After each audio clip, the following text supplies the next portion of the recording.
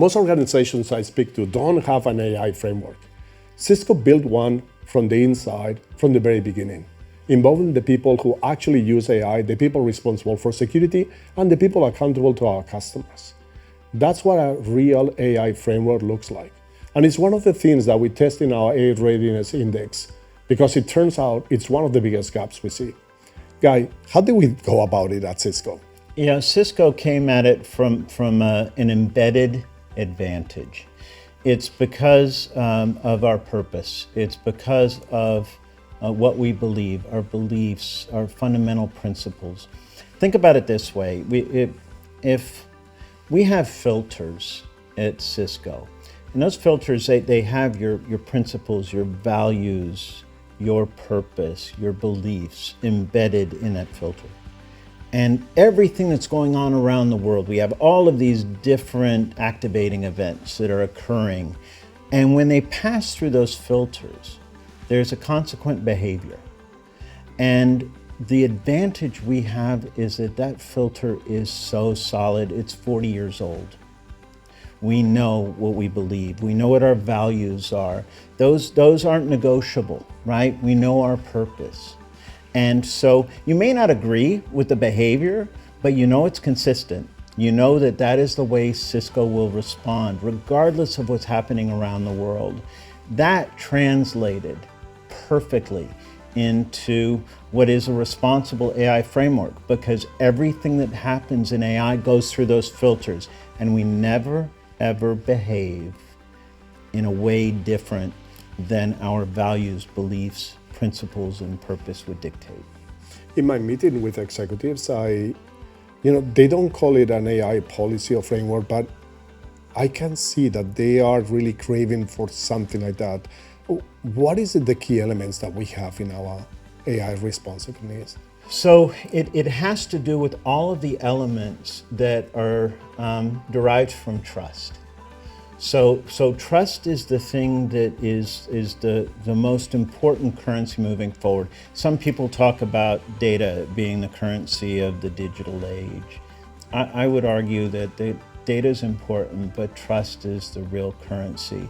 So you talk about transparency, you talk about resilience, you talk about privacy, talk about all of the things that would result in people feeling like they're in a trustworthy relationship. And we have to remember that trust is a purely human construct.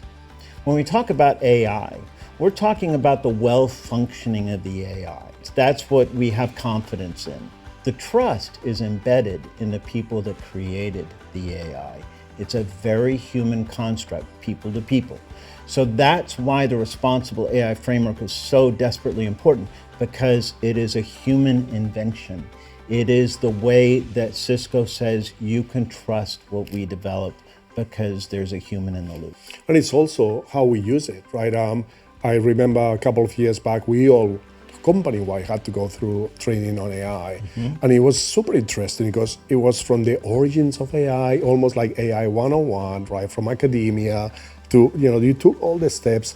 And then towards the end, you were understanding also the potential risks and challenges with AI, right? I thought that training was one of the best things that I had to go through. And actually at the beginning, most of the times employees like, a training, right? But it was so well done. I actually wanted my kids to see that training. That warms my heart, because we worked very hard on that. And we now have some 40 different modules dedicated to AI. Inside Cisco, you can go from the most basic level of AI training, which is, it starts out with, this is what AI stands for, right? All the way through to the CCDE, which is Cisco Certified Design Expert, which is a PhD in what we do for a living. And with that credential, you are now able to architect AI-powered data centers. I mean, really the highest standard that is available in our industry. And every single course takes you from where you are to where you want to be. And it's across an entire spectrum. So it's one of those things that I think is going to constantly evolve as AI evolves. We're already working on quantum training and skilling. and we're going to be scaling at the speed of innovation moving forward, for certain. One of the questions I get asked all the time from executives is, should I get my data outside the company? How do I protect it? How do you guys do it at Cisco, right? Can you elaborate a little bit on that? So you're hitting one of the key elements of almost every discussion I have around the world with different leaders, be they CEOs or ministers, and that's around sovereignty, data sovereignty. And it's nice because Cisco never left on-prem, because so many of our customers require their data to stay on-prem. And so we've now sort of come full circle where we realize that there are certain things that belong in the cloud that can be in the cloud, but there are other things that need to stay on-prem, where sovereignty is key. And what's great about Cisco is that we don't play favorites. We can address the needs of anybody and everybody with regard to whatever those needs may be. I always tell, maybe a simpler way it is, if you're a bank, some data, customer relationship, probably stuff like that, you can probably feel comfortable letting it go. But anything about the history of the customer, anything about how your products perform in the market, anything that is really core to your, what we traditionally call core competencies, maybe you want to keep, right? And that with AI can become your competitive advantage.